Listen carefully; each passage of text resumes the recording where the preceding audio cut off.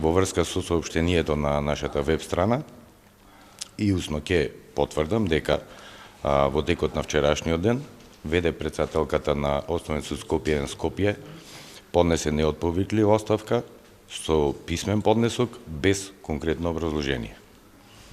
За причините може секој да нагаѓа и да шпекулира кои се, како јас исто и вие. Ја користам ова прилика да изреагирам затоа што во текот на вчерашниот ден се случува повеќе настани, јавно да се обратам и да ги охрабрам сите суди да истраат во својата работа, во професионалното однесување, ова во контекст на за вчерашното демолирање на возило на една колешка судика од Охрид, кое што беше извршено во утринските часови. Значи, во координација со судот и со председателот на Основен суд Охрид, сум информиран дека сите мерки од страна на МВР Охрид се преземени во брзо откривање на сторителите, дали во врска со извршување на нејзината функција, и ги охрабрувам уште еднаш сите судии кои што се сомневаат да не да се случи некаков немил настан или уште полошо по животот и здравието на судиите или на нивните семејства се случи нешто па да се преземат мерки. Сите судии што се сомневаат или имаат индиции дека може нешто во врска со нивната работа да се случи, да ги користат привилегиите од член 56 од Законот за судови, да побараат заштита преку председателот директно во МВР заради нивната безбедност и безбедност на нивните семејства. Каква е поставката сега околу именувањето на или ВД или дали ќе се спроведе конечно изборот на председател на Основен 1? Кои се сега законските можности? Дознавме дека сте имале состанок откако сте добиле оставката од ВД председателката од судиката Татјана Михајлова. Што ќе следи сега во наредниот период? Значи, во континуирана работа се сите членови присутни на работа во судскиот совет. Бараме да го изнајдеме најсоодветното решение по повод поднесената оставка од страна на ВД председателката.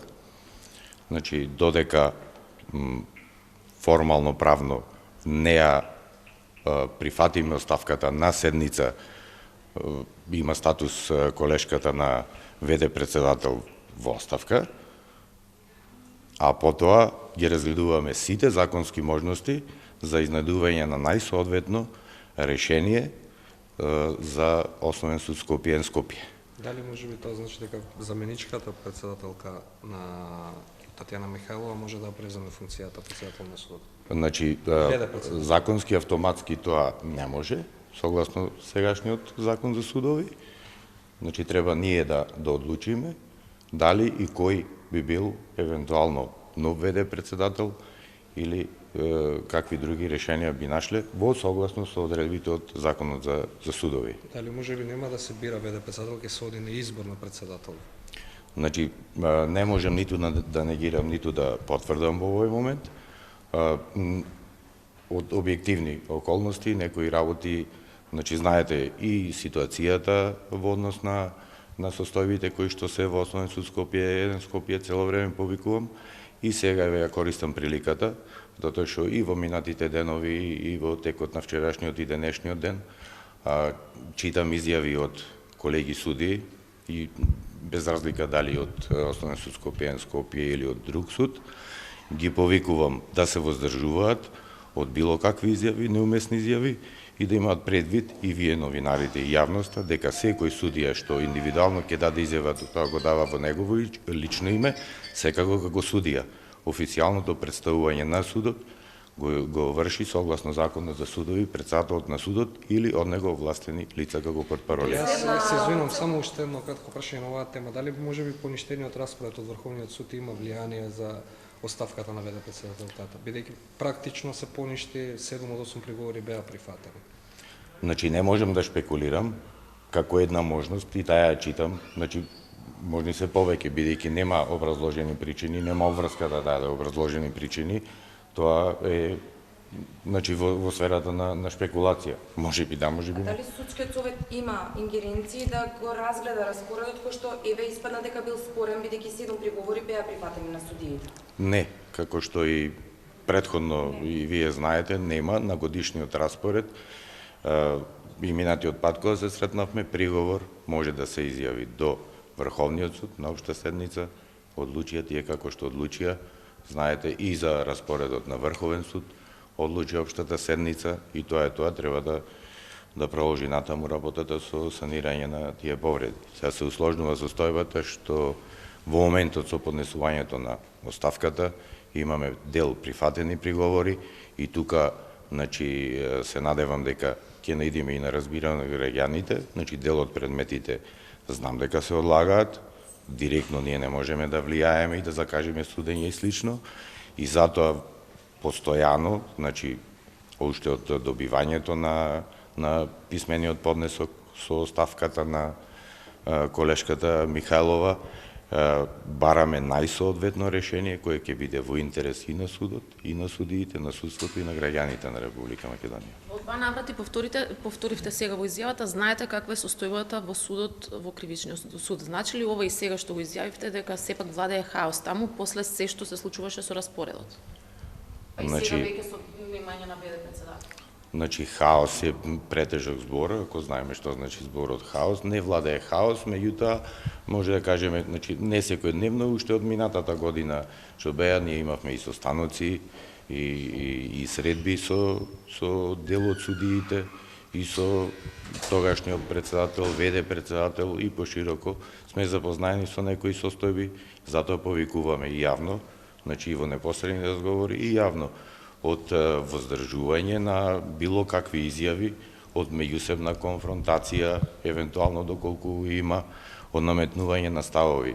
Сите треба да се чуваат својата независност, професионално и стручно да извршуваат својата работа. Што ќе преземете конституција, бидејќи вие видовте дека веќе во судот се откажуваат рочишта, граѓаните трпат поради тоа, 2000 предмети се ставени во мирување, не се знае каде кои судии ќе бидат, распоредот е вратен назад, сега нема нити председател, нити вие председател.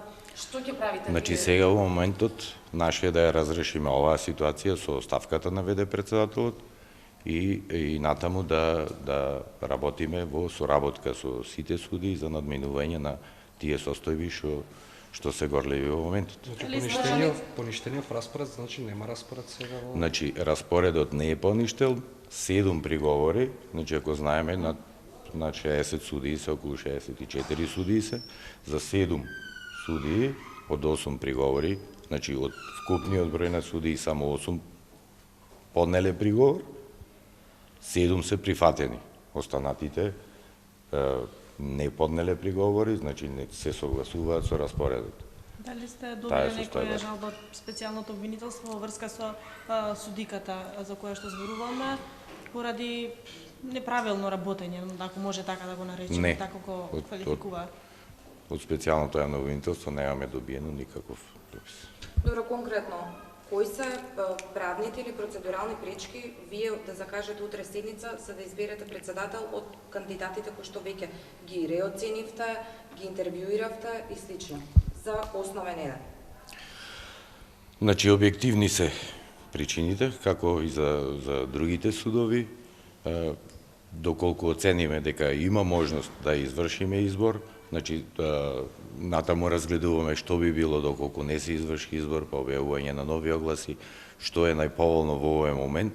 Од тој аспект ги разгледуваме сите можни решенија како колективно тело. Одлуката и изборот или неизборот на судија или председател не зависи од еден човек.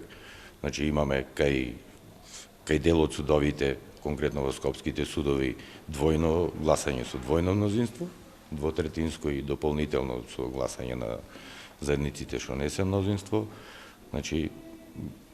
Од сиве овие причини ќе одлучиме во кој момент е најсоодветно